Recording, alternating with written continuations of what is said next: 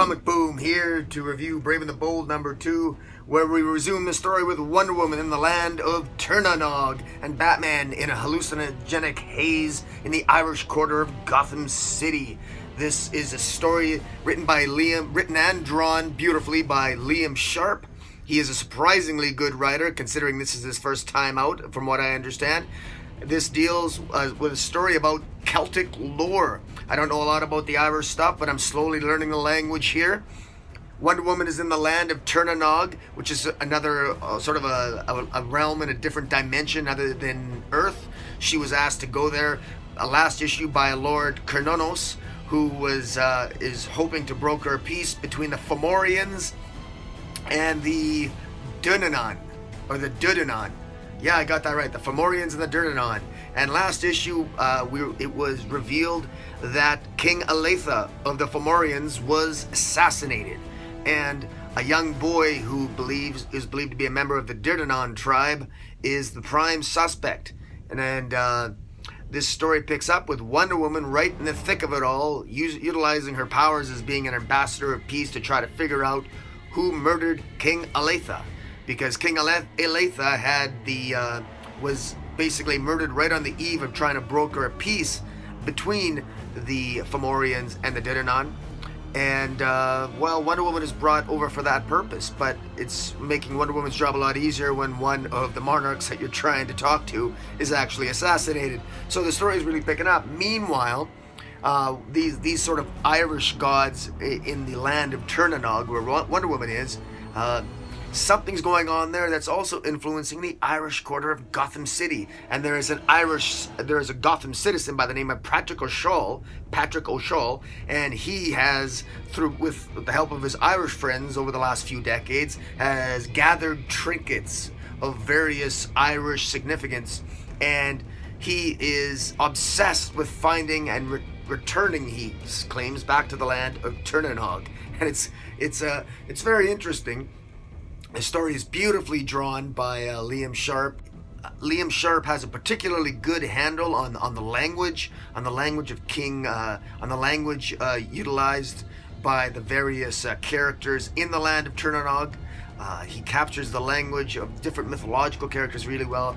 He gives Wonder Woman the same voice that she had as written by Greg Rucka, so this is not the Wonder Woman who speaks in the same manner and tone as under James Robinson's current Wonder Woman run. If you're going right into this right out of Greg Rucka's Rebirth run, you're really going to get into it, you're really going to enjoy it. Other characters in this story are King McCool of the Dunedain. Finally a decent name, King McCool. Now McCool is a name I can get behind, but he's King McCool of the Dunedain. You got such an awesome name, McCool. And you got to be king of Dunedain? I don't get it. Anyways, if I was King McCool and I was king of Dunedain, I'd drink a lot. But I'm not. And I drink anyway. But in any event, speaking of which, I'm actually low on Corona, but I have beer here, but it's warm. Anyways, it's funny. Wonder Woman, right at the beginning of the issue, faced with the corpse of King Aletha, she wants to utilize her magic lasso. She's trying to explain to the citizens of Dunedain, or pardon me, the citizens of Tir-na-nog, that trust me, I have a magic yellow rope that can make you tell the truth. And she wraps it around the kid that's accused of killing King Aletha, and the kid admits he didn't do anything wrong, and says he did nothing wrong, and so Wonder Woman believes him. But no one believes Wonder Woman that the magic lasso does what it says it does, because this is kind of a land of magic. Even though magic's sort of dying in the land, people aren't impressed by trinkets, and they're not going to be impressed by what one character called a yellow piece of yarn. And so the magic lasso is not particularly useful. Liam Sharp captures Wonder Woman's voice really well. There's a great scene here right at the very first page. It's great, where Wonder Woman at the end of last issue was intimidated, or rather she was a character tried to intimidate Wonder Woman, and she would have none of it. She brought him up in the air and says, "Remember this, I did not choose to fight. Know this, I shall end it." So she speaks with the firmness of a peaceful warrior. So Wonder Woman's there to utilize peace, but she'll definitely use the warrior instinct if she has to. It's quite clear as she begins to talk to King McCool and the representative of the High Council of Femoria that she's going to need some help to discover who murdered King Aletha. And of course, she tells them that she knows a knight. And of course, she's referring to Batman. Meanwhile, Batman, over in Gotham City, he's in that hallucinogenic haze, which was magical in nature, and him and Alfred have a discussion about that, and Alfred talks him out of it, manages to talk him out of the hallucination. It's sort of a lucid dream, as Batman described it, but he felt the hairs on the back of his neck come up, and Batman is familiar with magic before. Batman's familiar with all kinds of things. Kudos to Liam Sharp. He even had a reference to Darkseid War when Batman was on Mobius's chair there. Good call out by Liam Sharp. In Batman talking about recounting all his experiences with magic and science and the fantastic.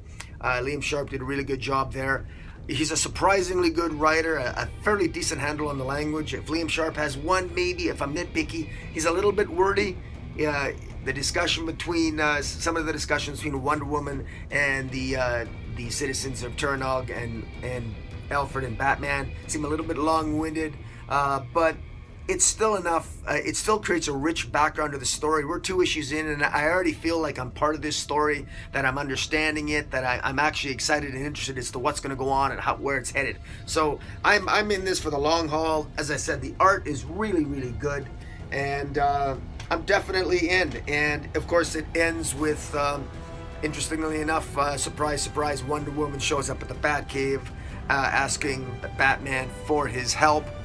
And of course, there's another individual, Patrick O'Shaw, that I mentioned, that I think formerly drunk Irishman in the Irish quarter of Gotham City. He manages to find a way into Turnog, into the land of Turnog, and it's hinted that that is going to bring some doom and gloom, but we're going to have to wait and see what it does. So, guys, check out Brave and the Bold #2. It's an in-depth read.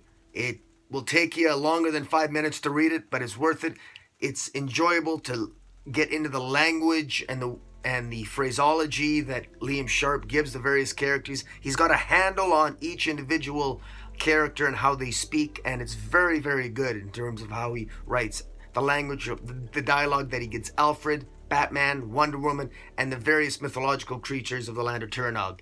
Well done, Liam Sharp. Well done. I'm in. So, guys, check it out. Brave and the Bold #2. And in the meantime, Comic Boom out.